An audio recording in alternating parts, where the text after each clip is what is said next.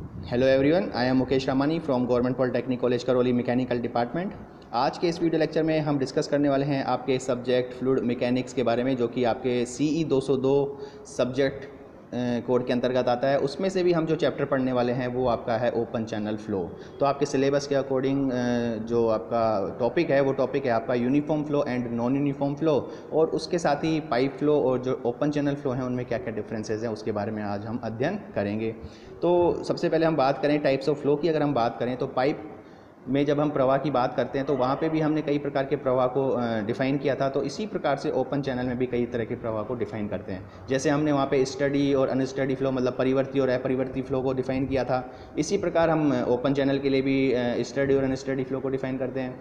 Pipe के लिए हमने यूनिफॉर्म और नॉन यूनिफॉर्म फ्लो को डिफ़ाइन किया था, तो ओपन चैनल के लिए भी हम नॉन यूनिफॉर्म और यूनिफॉर्म फ्लो को डिफ़ाइन करेंगे। तो जैसा कि हमने स्टडी फ्लो में देखा था कि जो पाइप के केस में स्टडी फ्लो को हम कैसे डिफ़ाइन करते हैं, उसको हम इस प्रकार से डिफाइन करते हैं कि जैसे आपकी फ्लो प्रॉपर्टीज़ हैं, सपोज पाइप के केस में वेलोसिटी है, प्रेशर है, डेंसिटी है, वो अगर समय के साथ चेंज नहीं होते, मतलब कांस्टेंट रहते हैं, तो उसे हम स्टडी फ्लो कहते हैं, मतलब अपरिवर्ती प्रवाह कहा जाता है। और अगर वो समय के साथ चेंज हो जाते हैं तो उसे हम परिवर्ती प्रवाह कहते हैं। इसी प्रकार ओपन चैनल के केस में भी जो फ्लो प्रॉपर्टीज़ हैं, अब यहाँ पे जो फ्लो प्रॉपर्टीज़ हैं तो उसमें फ्लो प्रॉपर्टीज़ में जनरली वेलोसिटी, आपकी डेप्थ ऑफ फ्लो है, आपका स्लोप ऑफ चैनल है, आपका क्रॉस सेक्शनल एरिया है, अगर वो आपका समय के साथ अगर आपका कांस्टेंट रहता है तो हम स्टडी फ्लो से उसको डिफाइन कर देते हैं।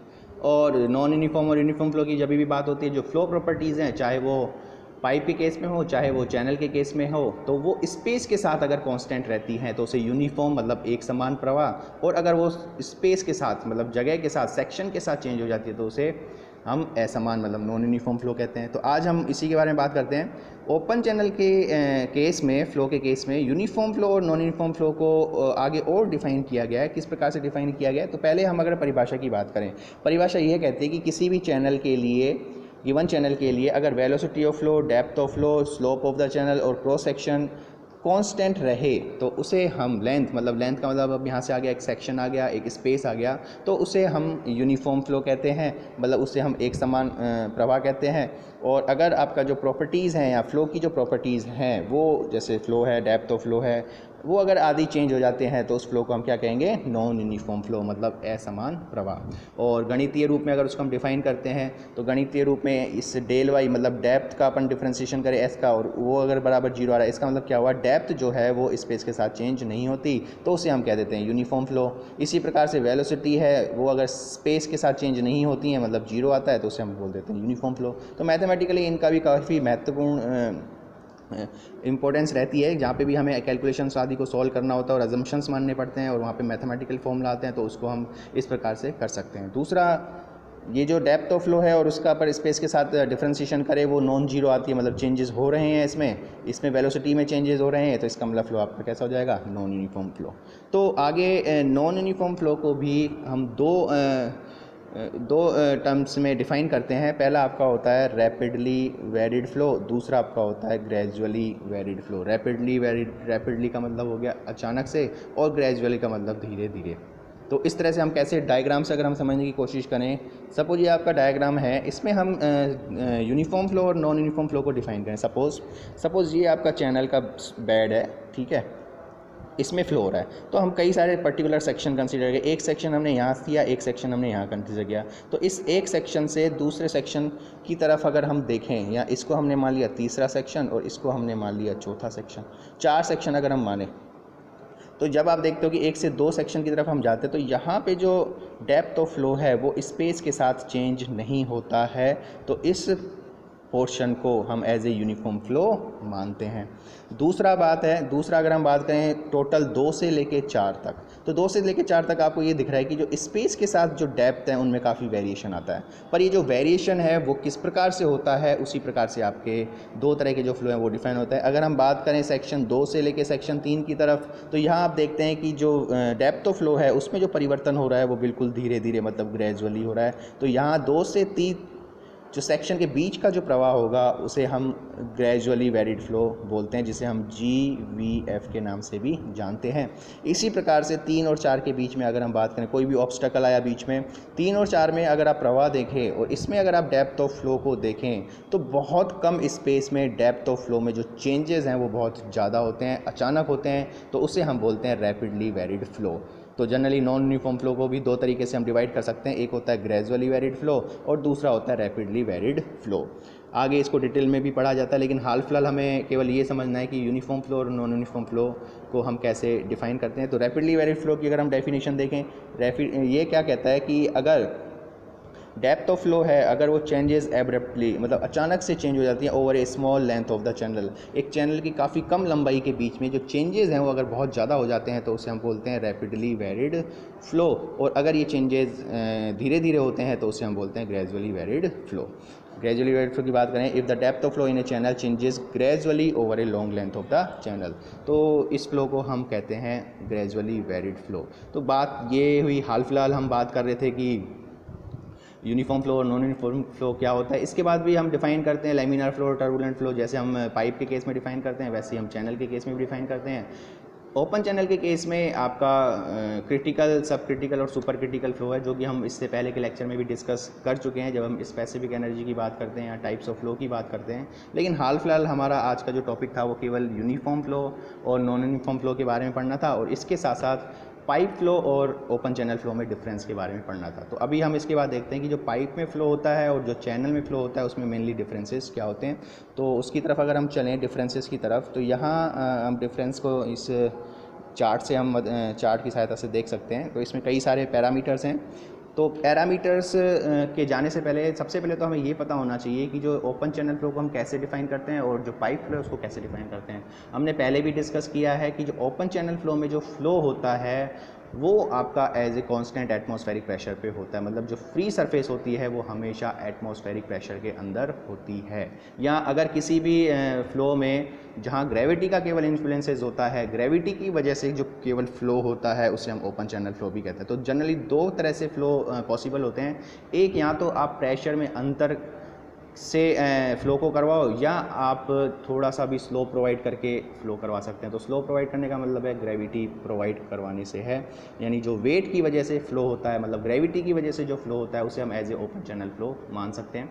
ओपन चैनल फ़्लो का मतलब आपका ये नहीं है कि वो पाइप में नहीं हो सकता, वो पाइप में भी हो सकता है। यदि आपका सपोज एक पाइप है क्रॉस सेक्शनल, उसका सर्कुलर है और उसमें वो हाफ या हाफ से ऊपर या कुछ ऐसी हाइट तक फ़्लो करता है जिसकी जो अपर सरफेस है वो एटमॉस्फेरिक प्रेशर के अंतर्गत हो, तो उसे भी हम as a open channel flow मान सकते हैं। आपकी सीवरेज लाइंस हैं, आपकी जो ड्रेनेज सिस्टम है उसमें जो फ्लो होता है वो हालांकि पाइप हैं, लेकिन उसको हम एज ए ओपन चैनल को भी मान सकते हैं। दूसरा बात करें अगर पाइप फ्लो की, तो पाइप फ्लो में जो आपका लिक्विड है जो फ्लो करता है वो पूरी पेरीमीट्री में कम्प्लीटली फिल्ड रहता है, प्रेशराइज्ड रहता है, और प्रेशर में जो डिफरेंस है उसकी वजह से पाइप में फ्लो होता है। तो ये तो बात हुई दोनों में अंतर, और क्या क्या अंतर हैं तो उसके लिए सबसे पहले हम एक एक करके जो पैरामीटर्स हैं उसकी बात करें।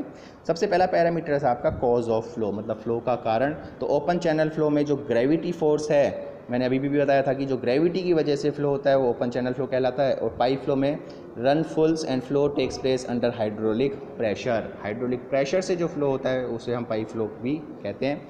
दूसरी बात होती है क्रॉस सेक्शनल शेप की। तो जनरली ओपन चैनल फ्लो में जो क्रॉस सेक्शनल शेप्स होती हैं वो अलग अलग होती हैं, जैसे ट्रायंगुलर भी हो सकती हैं, रेक्टेंगुलर भी हो सकती हैं, ट्रेपेजॉइडल भी हो सकती हैं, सर्कुलर भी हो सकती हैं। हमने इससे पहले भी डिस्कस किया था कि जो क्लासिफिकेशंस हैं या जो मोस्ट इकोनॉमिकल चैनल्स हैं उसमें भी हमने डिस्कस किया था कि किस किस प्रकार से शेप होती हैं। लेकिन जो पाइप के केस की बात करें तो पाइप में जो शेप है वो हमेशा फिक्स रहेगी, जो उसका एरिया होगा क्रॉस सेक्शनल वो हमेशा सर्कुलर रहेगा। तो generally pipes are generally round in cross sectional which is uniform along the length, और जो पाइप फ्लो है उसमें जो डायामीटर है वो लेंथ के साथ हमेशा यूनिफॉर्म, मतलब कभी भी चेंजेस नहीं होंगे। तो ये हो गई क्रॉस सेक्शनल की बात। दूसरी बात करें हम सरफेस रफनेस की, तो ओपन चैनल के केस में जो सरफेस रफनेस है वो डेप्थ ऑफ फ्लो के साथ परिवर्तित होती है, लेकिन जो पाइप के केस में जो पाइप के अंदर का जो मटेरियल है, जो उसकी सतह है, उस पर वो सरफेस रफनेस डिपेंड करती है या वेरी करती है। उसके बाद हम बात करें पीजोमेट्रिक हेड की। पीजोमेट्रिक हेड की अगर हम बात करें तो सबसे पहले हमने पीजोमेट्रिक हेड को भी डिफाइन किया था कि जो पीजोमेट्रिक हेड है वो एक्चुअल में होता क्या है। तो जनरली अगर हम टोटल एनर्जी की बात करें किसी भी फ्लो में तो तीन तरह की एनर्जीज का रोल होता है। एक आपकी होती है प्रेशर एनर्जी, दूसरी होती है काइनेटिक एनर्जी और तीसरी होती है आपकी डेटम एनर्जी। तो डेटम एनर्जी है और जो आपकी प्रेशर एनर्जी है उन दोनों का जो सम है वो हमेशा क्या कहलाता है, पीजोमेट्रिक हेड। मतलब हाइट, कितनी हाइट हेड। और इसी प्रकार से अगर हम टोटल एनर्जी की बात करें तो उसमें एक काइनेटिक एनर्जी का इंट्रोडक्शन और हो जाता है। तो जनरली अगर हम बात करें पीजोमेट्रिक हेड की तो उसे हम कैसे डिफाइन करें, यहाँ मैं आपको अगर समझाऊँ कि जो पीजोमेट्रिक हेड है उसको हम कैसे डिफाइन कर सकते हैं। तो पीजोमेट्रिक हेड में देखो क्या होगा, सबसे पहले अगर हम एक चैनल की बात करें, ये एक चैनल का स्लोप है, सपोज ये आपका रेफरेंस है और इस चैनल में फ़्लो हुआ इस तरह से। तो यहाँ अगर हम सेक्शन की बात करें तो एक सेक्शन हो गया ये जेड जो कि इस चैनल की डेटम से लेंथ है, और ये जो एच है वो हमने माना डेप्थ ऑफ फ्लो। तो यहाँ पे जो पीजोमेट्रिक हेड होगा, यहाँ पे जो पीजोमेट्रिक हेड होगा वो होगा एच प्लस जेड। मतलब यहाँ पे जो पीजोमेट्रिक हेड होगा वो आपका, यहाँ पीजोमेट्रिक लाइन होगी वो आपकी इस फ्री सरफेस से हमेशा क्या करेगी, कोइंसाइड करेगी, क्योंकि यही आपकी जेड है और इसको एच में जोड़ोगे तो यही वैल्यू आपको मिलती है। लेकिन पाइप के केस में हम जनरली बात करते हैं तो पाइप के केस में सपोज ये पाइप है, ये आपका कोई भी डेटम हेड है, पाइप में फ्लो हुआ सेंटर लाइन को हमने माना, तो यहाँ से यहाँ तक तो ये जो हो जाएगा डेटम जेड। लेकिन यहाँ पे जो प्रेशर होगा उसको हमें नापने की ज़रूरत पड़ती है। तो यहाँ प्रेशर हम कैसे नाप सकते हैं, सपोज यहाँ हमने अगर एक पीजोमेट्रिक ट्यूब लगाई तो इस प्रेशर की वजह से इस पीजोमेट्रिक ट्यूब में जो लेवल में राइज होगा वो बढ़ता जाएगा, यहाँ तक आपका ये बढ़ गया और इस वैल्यू को हम कहते हैं एच। यहाँ पे जो एच होता है वो आपका हो जाएगा पी अपॉन रो जी, जो हम पहले ही पढ़ चुके हैं, जिसको हम बोलते हैं प्रेशर हेड। तो यहाँ अगर हम पीजोमेट्रिक हेड की बात करें तो पीजोमेट्रिक हेड पाइप के केस में पी अपॉन रो जी और प्लस क्या हो जाता है जेड। और लेकिन यहाँ पे जो पीजोमेट्रिक हेड है उसकी जो हाइट होगी वो इधर कोइंसाइड होगी, लेकिन यहाँ ये इधर कोइंसाइड होगी। तो जनरली ये दोनों में डिफरेंस है। ओपन चैनल फ्लो में पीजोमेट्रिक हेड को हम कैसे डिफाइन करते हैं और पाइप के केस में हम कैसे डिफाइन करते हैं। इसमें लास्ट एक और पैरामीटर की अगर हम बात करें, वेलोसिटी डिस्ट्रीब्यूशन। तो जनरली ओपन चैनल के केस में यह देखा गया कि जो मैक्सिमम वेलोसिटी है वो अगर फ्री सरफेस को हम कंसीडर करें तो उससे थोड़ा नीचे कहीं आती है, और उसके बाद जो shape of the velocity profile is depend on the channel roughness. मतलब जो चैनल की रफनेस है उस वो लीनियर है, पैराबोलिक है, वो हमेशा उसकी रफनेस पे डिफाइन होती है। पाइप के केस में अगर हम बात करें, हमने पहले भी डिस्कस किया था, पाइप के केस में अगर हम विस्कस इफेक्ट को कंसीडर करते हैं तो जो वॉल की तरफ फ्रिक्शनल रेजिस्टेंस ज़्यादा होने की वजह से वहाँ पे वेलोसिटी जीरो होती है, और लेकिन जैसे जैसे आप सेंटर की तरफ जाते जाते हो तो वेलोसिटी आपकी बढ़ती जाती है, और जो मैक्सिमम वेलोसिटी होती है वो हमेशा आपको कहाँ मिलती है, सेंटर पे। और हमने विस्कस फ्लो में भी हम देखते हैं कि ये जो आपकी प्रोफाइल होती है वो आपकी पैराबोलिक प्रोफाइल होती है। जो मैक्सिमम वेलोसिटी आपकी सेंटर में होगी और मिनिमम वेलोसिटी जो कि जीरो ली जाती है वो आपकी हमेशा वॉल की तरफ होगी। तो यहाँ पे हम कह सकते हैं कि the velocity distribution is symmetrical about the pipe axis. यहाँ अगर हम देखें जो वेलोसिटी डिस्ट्रीब्यूशन है वो जो पाइप का आपका एक्सिस है उसके अबाउट सिमेट्रिकल होता है, ऊपर और नीचे दोनों तरफ सिमेट्रिकल रहता है। Maximum velocity occurs at the pipe centre, maximum velocity जो होगी वो हमेशा पाइप सेंटर पे होगी। And velocity at pipe walls reduces to zero, क्योंकि यहाँ आपके फ्रिक्शनल रेजिस्टेंस बहुत ज़्यादा होंगे। जैसे जैसे आप सेंटर की तरफ आते जाओगे फ्रिक्शनल रेजिस्टेंस कम होते जाएंगे, और फ्रिक्शनल रेजिस्टेंस कम होते जाएंगे तो इसका मतलब आपकी जो वेलोसिटी है वो भी आपकी बढ़ती जाएगी, जो कि मैक्सिमम होगी आपकी सेंटर के ऊपर। तो ये जनरली बात हुई हमारी जो पाइप फ्लो है और जो चैनल फ्लो है उसमें कैसे हम डिफरेंसेस को बता सकते हैं, यूनिफॉर्म फ्लो और नॉन यूनिफॉर्म फ्लो को हम कैसे डिफाइन कर सकते हैं।